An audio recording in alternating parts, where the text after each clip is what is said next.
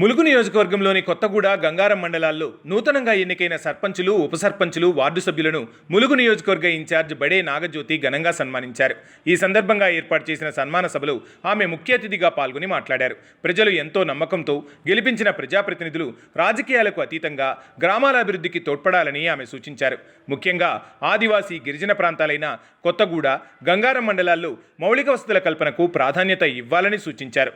Ward member స్థాయి నుండి సర్పంచ్ వరకు అందరూ సమన్వయంతో పనిచేసి ప్రభుత్వ పథకాలను అర్హులైన ప్రతి ఒక్కరికి అందేలా చూడాలని పిలుపునిచ్చారు.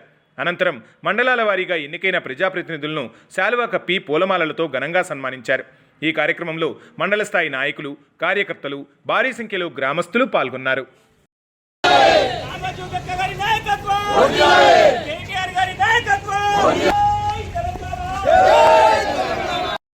కూడా సభా వేదిక మీదకి రావాల్సి కోరుకుంటున్నాం.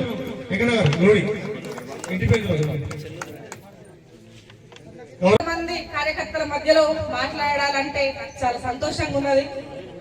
నిజంగా కూడా చాలా విషయాలు మనం మాట్లాడుకోవాలి.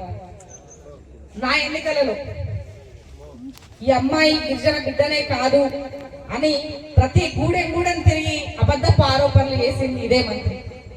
కానీ నా తండ్రి కోయ, నేను కోయ బిడ్డను, నా భర్త కోయ, ఇవాళ నాకు ఒక కొడుకున్నాడు, రేపు ఇంకేదైనా కూడా నా కులం అనేది కోయాలనేది నేను చెప్తాను. కోయ తెగకు సంబంధించిన బిడ్డలని ఈ సందర్భంగా తెలియజేస్తా ఉన్నాను. మరి వ్యక్తిగతంగా రకరకాలుగా మీరు ఊర్లలో ప్రచారం చేయొచ్చు, మా బిడ్డ అని నా ప్రజలు అనుకోకపోవచ్చు. కానీ ఈ రోజు వాళ్ళకి నిజాలు తెలియాల్సిన అవసరం ఉన్నది. కొత్తగూడ గడ్డ మీద ఈ నిజం చెప్పాల్సిన అవసరం ఉన్నది కాబట్టి చెప్తా ఉన్నాను. మరి ఈ వ్యక్తిగత విషయాలు కూడా మేము రకరకాలుగా మాట్లాడాలంటే సరిపోరు. మీరు దేనికి సాటి రాదు. మేము మాట్లాడడం అది మా విఘ్నత కాదు. మీరు రకరకాలుగా మాట్లాడతారు, అది మీ విఘ్నత. మొన్న కూడా మా అక్క సత్యవతి గారు గతంలో మాజీ మంత్రిగా గిరిజన శాఖ మంత్రిగా పనిచేసింది, మహిళా శిశు సంక్షేమ శాఖ మంత్రిగా పనిచేసింది. అక్క కొత్తగూడ వచ్చి రాజకీయాలలో మేము ఇంత అభివృద్ధి పని చేసినాం, మరి ఈరోజు మీరేం చేసారు అని అడిగితే వ్యక్తిగతంగా దూషణలు చేస్తున్నారు. నువ్వు ఒక మంత్రి స్థానంలో ఉండి వ్యక్తిగత దూషణలు చేయడం సరే తగునా? అది నువ్వేం అభివృద్ధి చేసినావు అది చెప్పుకో. అట్లా చెప్పకుండా వ్యక్తిగత దూషణలు.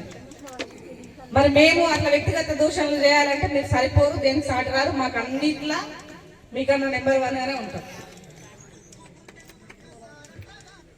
ఒకటి వ్యక్తిగత దూషణలు ఇప్పటికైనా ఓ పెద్ద స్థాయిలో ఉన్నారు, మంత్రి అని మర్చిపోతున్నారేమో మేము గుర్తు